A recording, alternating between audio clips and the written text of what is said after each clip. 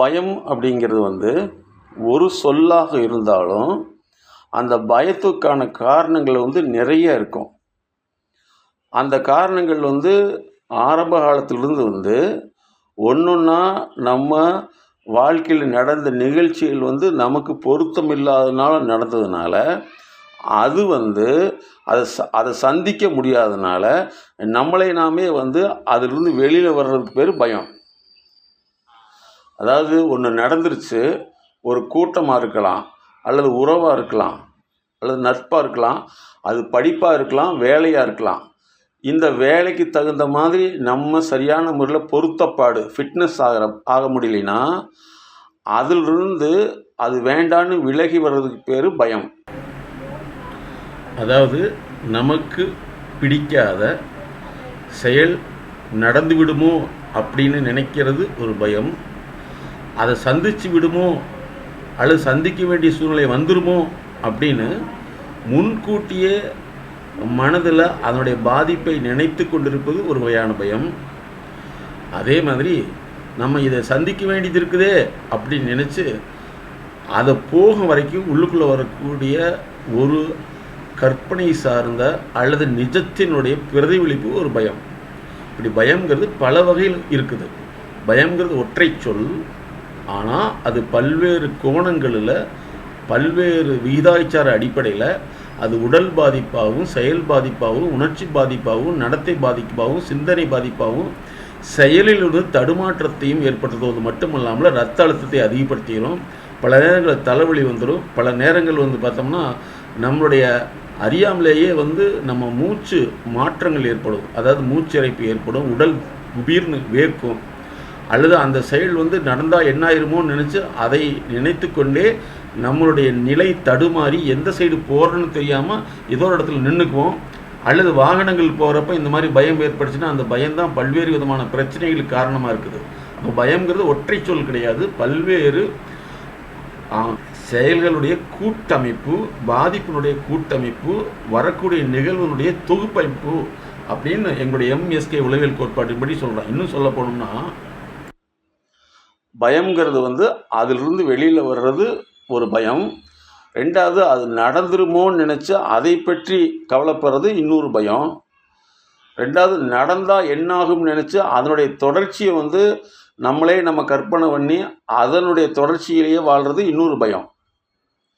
அப்போ பயங்கிறது பல வகையில் இருக்கும். அப்போ நம்ம இந்த பயத்துக்கான உளவியல் மருந்தில்லாத மனோதத்துவ முறையில் சிகிச்சை என்னன்னு சொன்னால், ஒவ்வொரு நாளும் அந்த பயத்தினுடைய காரணத்தையும் நீங்கள் விலகி போகக்கூடிய காரணத்தையும் கண்டறிந்து மாற்றக்கூடிய டெய்லி கன்சல்டேஷன் தான் எங்களுடைய ஸ்பெஷலைஸ்டு எம்எஸ்கே தெரப்பிங்கிறது. அப்போ வந்து ஒரு சொல் கிடையாது. நீங்கள் வந்து ஒரு இடத்துக்கு போகிறப்போ ஏற்படக்கூடிய பயமோ அல்லது வந்து அங்கே போனால் என்ன நடக்குங்கிறது ஒரு பயமோ ஒவ்வொரே சொல்லு நீங்காது. அது தொடர்ந்து கன்சல்டேஷன் பண்ணுறதுனால தான் நாங்கள் என்ன சொல்கிறோம்னா, ஒரு சிலருடைய அந்த இயல்பை மாத்திரக்கு வந்து குறைஞ்சபட்சம் வந்து அது 3 மாதமாக 12 லெவல் வரைக்கும் தேவைப்படும். ஒரு சிலருக்கு வந்து 2-3 லெவல்லே சரியாயிடும். அப்போ வந்து நாங்கள் சொல்லக்கூடிய வழிமுறைகளை ஃபாலோ பண்ணுறதை பொறுத்து எல்லாத்துக்கும் புரியும், ஆனால் ஃபாலோ பண்ண முடியாது.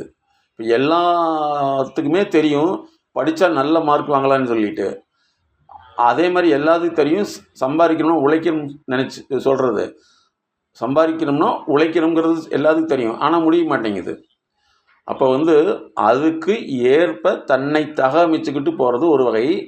ரெண்டாவது என்னால் அது முடியலைங்கிற பட்சத்தில் வந்து எது வந்து முடியாமல் தடுக்குதுன்னு கண்டுபிடிச்சி அதை மாற்றுறது இன்னொரு வகை. அந்த பயங்கிற ஒரு விஷயம் வந்து இதுதான். ஒன்று, உங்களுக்கு அங்கே பாதிப்பை ஏற்படுத்தி அதை மீண்டும் சந்திக்காத பொழுது அல்லது சந்திக்க முடியாத பொழுது அல்லது சந்தித்த பின் நடக்கும் என்னங்கிறத நினச்சி அதில் வாழ்கிறக்கூடிய பயம். சரி, அதை விட்டு போட்டு வெளியே வந்துடலாமா அப்படின்னா சில விஷயங்கள் நீங்கள் விட்டு போட்டு வெளியில் வர முடியாது.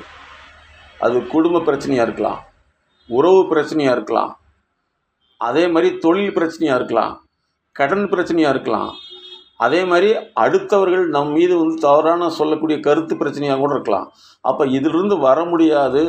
அப்போ இந்த சூழ்நிலையை வந்து எப்படி கையாளுவதுங்கிறது தான் தனிப்பட்ட வாழ்வியல் சார்ந்த திறன் மேம்பாட்டு பகுப்பாய்வு ஆலோசனைன்னு நாங்கள் சொல்கிறோம். இருநிலை வாழ்க்கை அப்படின்னா நம்ம வந்து அந்த சைடும் போக முடியாது, இந்த சைடும் போக முடியாது. அப்போ நமக்கு வரக்கூடிய பேர் குழப்பம். குழப்பம்னா இதுவா அதுவா, இதில் போனோம்னா இவ்வளவு பிரச்சனை இருக்குது, இதில் வந்தால் இதில் இவ்வளவு பிரச்சனை இருக்குது. அப்போ எது கரெக்டுன்னு நினைக்க முடியாமல், எது கரெக்டுன்னு முடிவு பண்ண முடியாமல் இருக்கக்கூடிய நிலை வேறு குழப்பம். பயம்ங்கிறது எதிர்நோக்க முடியாத சூழ்நிலை, விட்டு விலகாத சூழ்நிலை. குழப்பங்கிறது இதுவா அதுவான்னு இருக்கிறது. அதாவது 2 நிலைகளில் எந்த நிலை வந்து உங்களுக்கு பலனளிக்கும், எது உங்களுக்கு பொருத்தப்பாடாக இருக்கும். பல நேரங்களில் வந்து பயம்ங்கிறது சொல்ல முடியாது, விளக்கி சொல்ல தெரியாது. ஆனால் ஏதோ ஒரு வகையில் வந்து இனம் தெரியாத ஒரு அச்சமும் பயமும் தூக்கமின்மையும் வெறுப்பு நிலையும் எதையுமே சந்திக்க முடியாத ஒரு சூழ்நிலை ஏற்படும். அப்போ அதை வந்து நீங்கள் சொல்வதுக்கு அப்பால் சொல்ல முடியாத விஷயங்களை கண்டறிந்து மாற்றுவது தான் எங்களுடைய எம்எஸ்கே லைஃப் கிளினிக் ஃபவுண்டேஷன் வந்து ஃபியர் கிளினிக் அப்படிங்கிற தனி டிவிஷனையே கிரியேட் பண்ணி பயம் அச்சத்தினால் வரக்கூடிய பல்வேறு பிரச்சனைகள் பாதிப்புகளை கண்டறிந்து மாற்றுகிறோம். இது குழந்தைகளுக்கு படிப்பு சார்ந்தது வரலாம், அதே மாதிரி வீட்டில் உள்ளவங்களுக்கு குடும்பம் சார்ந்து வரலாம், சிலருக்கு நோய் சார்ந்து வரலாம், சிலருக்கு வந்து பார்த்திங்கன்னா எதிர்காலம் சார்ந்து வரலாம், கனவு சார்ந்து பயம் வரலாம். அதே மாதிரி பொருளாதார பிரச்சனைகளினால் வரக்கூடிய பாதிப்பை பற்றிய பயம் வரலாம். இப்படி பயங்கிறது ஆயிரக்கணக்கான பயங்கள் இருக்கிறது. உணர்ச்சிகள் வந்து ஒவ்வொரு மனிதனுடைய உணர்ச்சிகளை வந்து இதுவரைக்கும் உளவியல் ரீதியாக கண்டுபிடிக்கப்பட்டது என்னன்னா 34,000 உணர்ச்சி பிரச்சனைகள் இருக்கிறது. அப்போ இது எது அப்படிங்கிறத கண்டறிந்து மாற்றுவது தான் சிறப்பு வாழ்வியல் பகுப்பாய்வு, திறனாய்வு, செயலாய்வு நிகழ்வுகளை, ஆய்வுகளை, ஆலோசனையை எங்களுடைய நிறுவனம் தொடர்ந்து பல ஆண்டுகளாக கொடுத்து வருகிறது என்பதை விழிப்புணர்வாக சொல்கிறோம்.